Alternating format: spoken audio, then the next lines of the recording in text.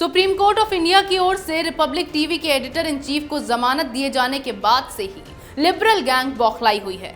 अपनी इस बौखलाहट में वे अनाप शनाप बयानबाजी तो कर रही है, लेकिन वो उल्टा उन्हीं पर भारी पड़ जाता है।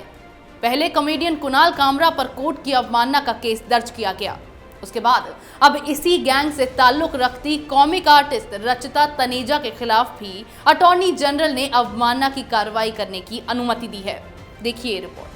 कॉमेडियन कुणाल कामरा के खिलाफ अवमानना की कार्रवाई के करीब 2 हफ्ते बाद अटॉर्नी जनरल के वेणुगोपाल ने एक और कॉमिक आर्टिस्ट के खिलाफ अवमानना की कार्रवाई करने की सहमति दे दी है। ये कॉमिक आर्टिस्ट हैं रचिता तनेजा। ये भी लिबरल गैंग से ही ताल्लुक रखती हैं।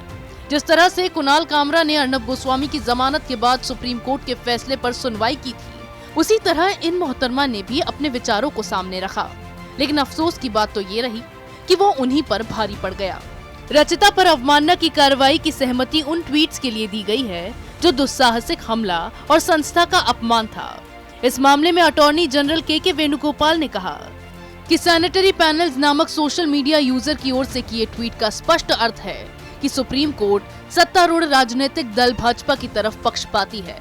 रचिता ने ट्विटर पर अकाउंट सैनिटरी पैनल्स के नाम से बनाया है। दरअसल पिछले दिनों सुप्रीम कोर्ट ने रिपब्लिक मीडिया नेटवर्क के editor in chief Arnab Goswami को जमानत दी है। इसे लेकर सैनिटरी पैनल्स ने कार्टून बनाया जिसमें आपत्तिजनक बातें लिखी गयी। सोशल मीडिया पर इस कार्टून के लीक होने के बाद बवाल मचना शुरू हो गया। कार्टून के बीच में अर्नब गोस्वामी को दिखाया गया है और उनके एक तरफ सुप्रीम कोर्ट और दूसरी तरफ बीजेपी दिखाई दे रही है और कैप्शन में अर्नब गोस्वामी का हैशटैग लगाया हुआ है। अब इस कार्टून में साफ तौर से दर्शाया गया कि बीजेपी और सुप्रीम कोर्ट अर्नब गोस्वामी को बचाना चाहता है।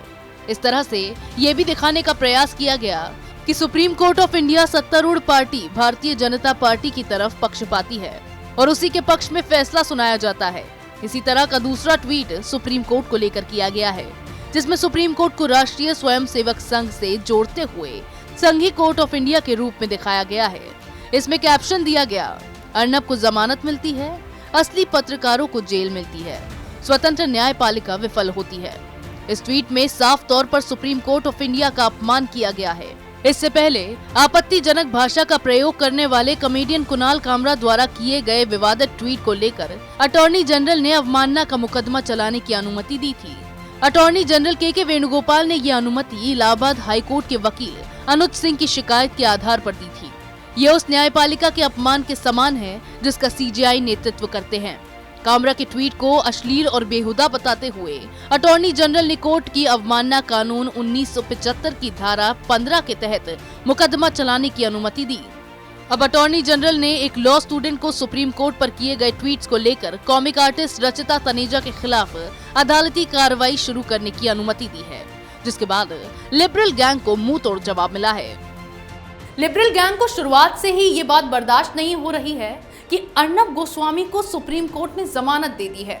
गोस्वामी को जमानत मिलने के बाद से लिबरल्स का दर्द साफ उनकी बातों से दिखाई दे रहा है, क्योंकि ये वो लोग हैं जो देश के हित में बात करना नहीं जानते। जहां देश में हिंसा का माहौल बना होता है, वहां ये लोग शामिल होने पहुंच जाते हैं। ऐसे में राष्ट्र के हित में बोलने वाले पत्रकार को जब जमानत मिली तो इनसे बर्दाश्त नहीं हुआ। लेकिन सुप्रीम कोर्ट सब जानता है कि सही क्या है और गलत क्या, इसीलिए सच्चाई की जीत हुई और इन मानसिक कुंठा रखने वाले लोगों को मुंह तोड़ जवाब मिला।